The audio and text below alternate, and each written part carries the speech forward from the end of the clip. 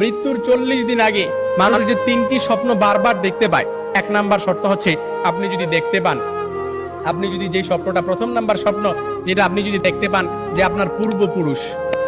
পূর্বপুরুষ আত্মীয় স্বজন যারা ইন্তেকাল করছে তারা আপনাকে ডাকতেছে,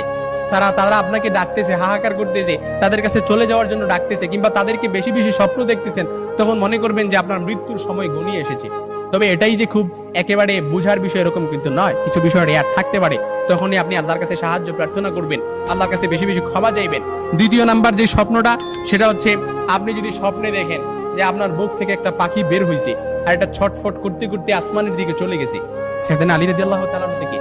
আসমানের দিকে চলে গেছে, তখন মনে করবেন যে আপনার মৃত্যুর সময় ঘনিয়ে এসেছে। আপনাকে ইঙ্গিত, এই স্বপ্নটা আপনাকে ইঙ্গিত বহন করতেছে।